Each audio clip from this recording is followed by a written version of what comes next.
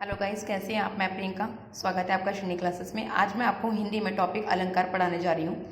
आप किसी भी प्रतियोगिता जो परीक्षाएं होती है, प्रतियोगी परीक्षाएं, उसमें आप इसको याद कर सकते हैं। जो मैं आपको अलंकार बता रही हूँ, इसके अलावा अलंकार में इसके अलग कुछ भी नहीं आएगा। बस आप एक बार इसे अच्छे से देख लीजिए। चलिए सबसे पहले देखते हैं। ये देखिए, मेरे ये हैंडमेड नोट्स हैं जो मैंने खुद बनाए हैं। बहुत ही ज़्यादा मतलब सही बताऊं तो स्पेशल है, क्योंकि मैंने इसको बहुत काट छाट के बनाया है। पूरा पूरा पढ़ने की जरूरत नहीं है आपको। जो इंपॉर्टेंट है वही पढ़िए, जो परीक्षा की दृष्टि से बहुत ज़्यादा इंपॉर्टेंट है। देखिए, पहला है अनुप्रास अलंकार। जब किसी वर्ण की आवृत्ति बार बार होती है तो उसे अनुप्रास अलंकार कहते हैं। ठीक है। फिर है यमक अलंकार। जब कोई वर्ण दो या दो से अधिक बार आए परंतु अर्थ अलग अलग हो तो उसे यमक अलंकार कहते हैं। फिर है श्लेष अलंकार। इसका मतलब होता है चिपकना, यानी कोई वर्ण एक बार आए परंतु अर्थ अलग अलग हो तो उसको श्लेष अलंकार कहते हैं। वक्रोक्ति। वक्रोक्ति का मतलब होता है कहा कुछ और जाए और समझा कुछ और जाए। नेक्स्ट है आपका पुनरोक्ति। किसी शब्द को दोहराना, यानी एक ही शब्द को बार बार बोलना। छह का अनुप्रास, वर्ण की आवृत्ति जहां पर बार बार होती है। वृत्तानुप्रास, वर्ण आवृत्ति एक दो तीन बार जब आती है, यानी वृत्त के अनुसार, यानी गोले की तरह बार बार आती रहती है। नेक्स्ट है लाटानुप्रास। वाक्य की आवृत्ति बार होती है। देखिए, वर्ण और वाक्य में बहुत अंतर होता है, आप भी समझते हैं।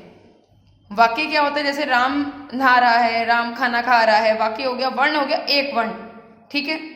अब है श्रुतानुप्रास, अंतिम वर्ण जिसका समान होता है। जैसे जो लास्ट में रिमिंग्स वर्ड्स इंग्लिश में किसे कहते हैं, लास्ट में जो बिल्कुल सेम वर्ड आते हैं उन्हें। अब है अंत्यानुप्रास, यानी पंक्तियों का वर्ण या शब्द समान होता है, जिसमें पंक्तियों का वर्ण या शब्द। आप देखो इसको ना, लाइन को समझना मैंने बहुत ही शॉर्ट में बताया, शायद ही किसी वीडियो में आपको इतना किसी ने बताया होगा। और देखिए, मैं तो खुद अपने हाथों से बनाए हुए, अपने हाथों से लिखे हुए हैं। और मैं सच बताऊं तो मैंने इसके अलावा कुछ पढ़ा ही नहीं अलंकार में, और इसी में से फंसेगा। अगर आप कहें ना तो इसी में से फंसने वाला है। बस ये कि आपको थोड़ा समझने की, लैंग्वेज समझने की को आपको थोड़ा वो टाइम है कि आप वर्ण बोल रहा है या शब्द बोल रहा है। चलिए आगे चलते हैं। अलंकार से क्या तात्पर्य होता है? इसका तात्पर्य होता है अलम प्लस कार, यानी ये व्यंजन संधि के अंदर आती है। देखिए, मैं आपको साथ साथ में आपको संधि भी बताती जा रही हूँ। यहाँ अलंकार होता है आभूषण, यानी सजान, इसे ही अलंकार कहते हैं। अलंकार के कितने भेद होते हैं? मुख्य रूप से दो भेद होते हैं, शब्द अलंकार, अर्थ अलंकार, तथा कुल तीन होते हैं, शब्द अलंकार, अर्थ अलंकार और अभय अलंकार। शब्द अलंकार के कितने भेद होते हैं? मुख्य रूप से अनुप्रास अलंकार, यमक, श्लेष होते हैं। और कुल रूप से अनुप्रास, यमक, श्लेष, वक्रोक्ति, विप्सा या पुनरोक्ति, इसके दो नाम है, पांच होते हैं। फिर है अनुप्रास अलंकार। वर्णों की आवृत्ति बार बार हो, यानी एक बार से अधिक बार होती है। जैसे तरणी, तनुजा, तट, तमाल।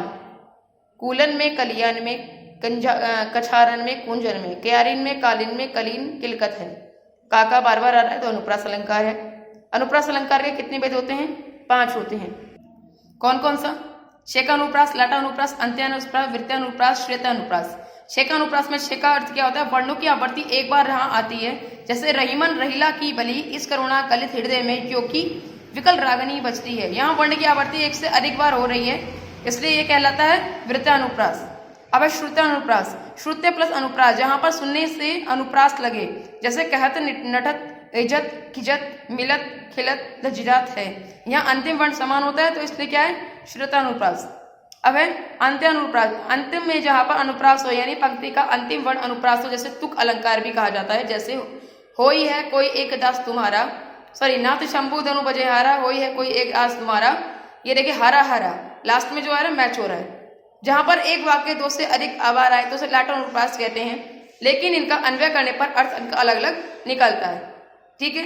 आप देखो, वर्ड को समझना बहुत ही शॉर्ट में और बहुत सरल भाषा में मैंने लिखा है। मोटी मोटी बुक्स पढ़ने की कोई जरूरत नहीं है। देखो, आपको एग्जाम निकालना है, एग्जाम निकालने के लिए कोई भी एग्जामिनर आपसे ये नहीं पूछ रहा है आपने किस तरीके से किया है, तरीका वो आपका होगा बस। और क्या है, जो आपकी ज्वाइनिंग होगी वो भी आप खुद ले सकते हैं, इसमें कितनी कोई बड़ी बात नहीं है, बस उसको समझना है।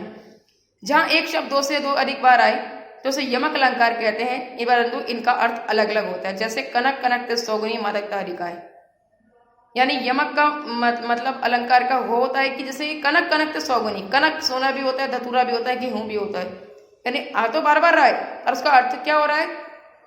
शब्द एक है पर बार बार क्या उसका अर्थ अलग अलग दे रहा है। काली घटा का घमंड घटा, घमंड घटा का मतलब उसका घमंड कम हो रहा है। काली घटा यानी काली घटा, तो आपको पता है जो आसमान में ऊपर काली घटा, काले बादल। श्लेष अलंकार में श्लेष का अर्थ होता है चिपकना। शब्द एक बार आता है परंतु अर्थ अलग अलग बार है, जैसे चरण धरन, चिंता धरत, फिर चितवन चरु और सुवर्ण को ढूंढत फिरत, कभी भी अवचर चोर। देख रहे हैं चिपकना बार बार एक ही अर्थ आ रहा है। वक्रोक्ति, कहाँ कुछ और जाए और कुछ और अर्थ निकाले, यानी डबल मीनिंग बात है। जैसे द्वार पर को प्रिय हरि, तक्षाका तक जाऊं, तेरू का काम प्रिय मधुसूदन, एक एग्जाम्पल है। फिर है पुनरोक्ति, धीरे धीरे बड़ा चढ़ा कर बाल बोलियो की प्रांगण, खग कुल कुल सा बोल रहा, ये अलंकार में यमक अलंकार। शब्द अलंकार यमक का उदाहरण होता है। पुनरोक्ति प्रकाश अलंकार, जब लिखा हुआ दो बार हो और अर्थ एक ही बार अलग अलग हो, एक ही हो, जैसे बुआ बुआ, बुझा बुझा, इसको विप्सा अलंकार भी कहा जाता है। उपमेय जो मानव से संबंधित होता है, उपमान जो प्रकट से संबंधित होता है। उत्प्रेक्षा, उपमेय में उपमान की संभावना होती है, जैसे मनो मानव जनो जानव। उपमा, तुलना की को ही उपमा अलंकार कहा जाता है। उपमेय को उपमान के समान बताया जाता है, जैसे सीता जी का मुख चंद्रमा के समान सुंदर है। उपमेय से क्या तात्पर्य होता है, किसी वस्तु व्यक्ति की तुलना की जाए उसे उपमेय अलंकार कहा जाता है। सीता जी के मुख की तुलना करते हैं।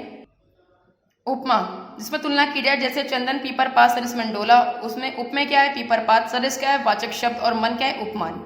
वाचक शब्द किसे कहते हैं, जिस शब्द की सहायता से तुलना की जाती है उसे वाचक शब्द कहते हैं, जैसे सम समान तरह सरिस्ता शीस सही। उपमेय उपमान की तुलना जिस उद्देश्य से किया जाए उसे साधारण धर्म कहते हैं, जैसे सीता जी का मुख चंद्रमा के समान सुंदर है। इसमें उपमेय क्या है, देखो मैंने अंडरलाइन करके आपको अच्छी तरह बता रखा है। उपमा अलंकार के अंतर्गत पूर्णोपमा को क्या कहते हैं, पूर्ण प्लस उपमा, यानी जिसमें चारों ओर यह चारों उपमेय प्लस उपमा प्लस वाचक शब्द साधारण धर्म आए, इसमें उपमा अलंकार पूर्ण उपमा कहते हैं। लुपोत्मा किसे कहते हैं, दुप्त प्लस उत्मा इजिकल टू आ उ गुण संधि, जब एक या दो पद गायब हो जाए तो उसे लुपोत्तमा कहते हैं। उपमा अलंकार का सम्राट किसे कहते हैं, महाकवि कालिदास को कहा जाता है। रूपक अलंकार किसे कहते हैं, जब किसी उपमेय और उपमान में वेदना किया जाता है, जैसे सीता जी का मुख चंद्रमा के समान है, चरण कमल बंधु हरिराई। रूपक अलंकार का सम्राट किसे कहा जाता है, महाकवि तुलसीदास जी को।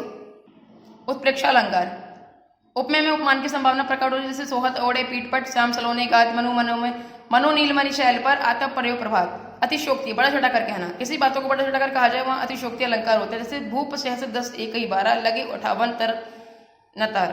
अन्योक्ति अलंकार, अन्य प्लस उक्ति, जहां पर अप्रत्यक्ष के द्वारा व्यंग्यात्मक ढंग से चीजें प्रस्तुत की जाती हैं, अन्योक्ति कहलाता है। संध्या अलंकार, जहाँ संदेह उत्पन्न हो, जैसे साड़ी बिच नारी है या नारी बिच साड़ी। भ्रांतिमान, जहाँ भ्रांति उत्पन्न होती है, यानी भ्रम होता है, भ्रमवश अंतर कर पाना बहुत ही मुश्किल होता है।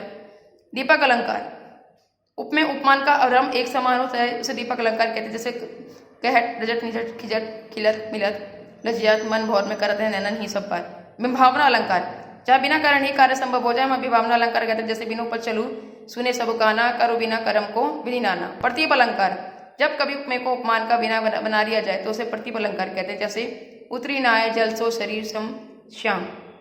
लास्ट है आपका विरोधाभास, जहाँ विरोध हो अर्थात विरोध का आभास हो, जैसे या अनुराग चित्त की गति समझो नहीं कोई। विरोध कर रहा है, विरोधाभास की जो आपका है आभास आ रहा है, विरोधाभास अनुप्रास अलंकार कहलाता है। इसी के साथ ये वीडियो समाप्त होती है। मिलते हैं नेक्स्ट वीडियो में नेक्स्ट टॉपिक के साथ। अगर लाइक शेयर नहीं किया तो लाइक शेयर जरूर करेंगे। तब तक बने रहिए, मिलते हैं नेक्स्ट वीडियो में।